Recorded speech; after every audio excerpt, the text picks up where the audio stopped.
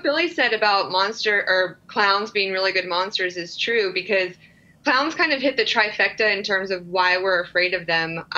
They've got a ton of characteristics that trigger kind of a fear response just by the way that they look. They've got a lot of aesthetic dissonance. So, we see them and they don't have the right size feet or the right size nose, and their eyes are all wide. And so they look scary. And we're afraid of things that we don't understand, that we don't, think look right. Like, that's not what a human should look like. So they're going to be scary just by the way that they look. And yeah, when executed well, they can be one of the most terrifying monsters. But there's also now this entire generation that has grown up just being exposed to clowns as evil. The kind of friendly clown is more rare than the evil monster clown.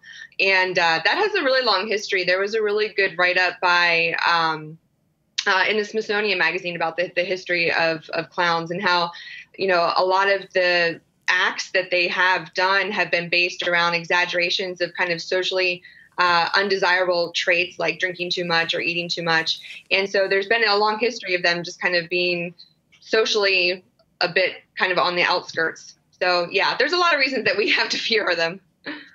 We wanted to see how other professional clowns feel about Hollywood's scary clown, and this is what Randy Christensen, a professional clown and president-elect of the World Clown Association, had to say to us.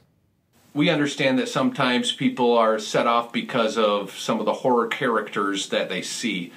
In our opinion, those really are not clowns. They're horror characters. It's kind of like a doctor in a haunted house with a chainsaw is not really a doctor. A horror character in a haunted house dressed up as a clown isn't really a clown. Clowns are there to help people be happy, to help have comic relief in stressful situations, and to just help bring some smiles to their life. But there's no doubt, right, Grace, that with more and more horror characters being clowns, it could affect the way those view clowns who are actual clowns, who are there to help, there to make happy. Do you worry about that? I don't really worry about it too much. I mean, I look at it as this way. I am a very public clown. I go to a lot of events, and, I go to places, parks, and people see me as a clown. I think what has to happen is people have to see the portrayal of a clown more often. People see me get married as a clown.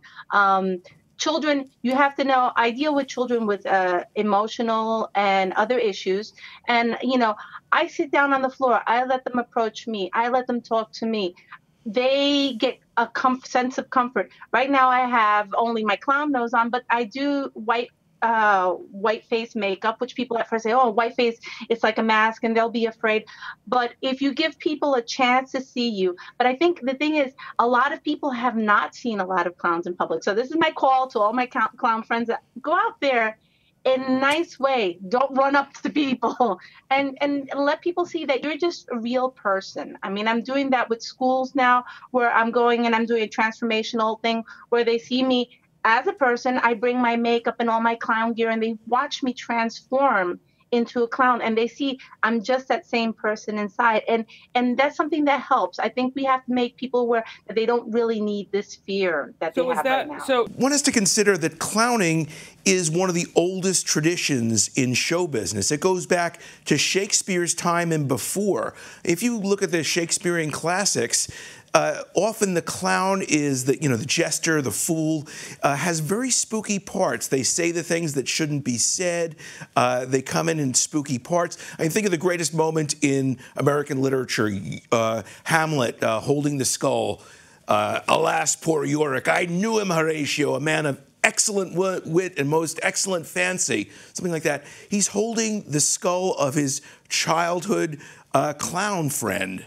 This is the guy who played with him when he was a young prince. And, when King Lear gets put off, when he loses his kingdom, he's set off with his horse and his fool, his clown. And so that tradition goes on and on. It's not just American Horror Story. It's, the role of the clown has always been kind of off. It hasn't been just someone telling jokes. And, of course, someone who tries too hard to be funny, that's a little spooky.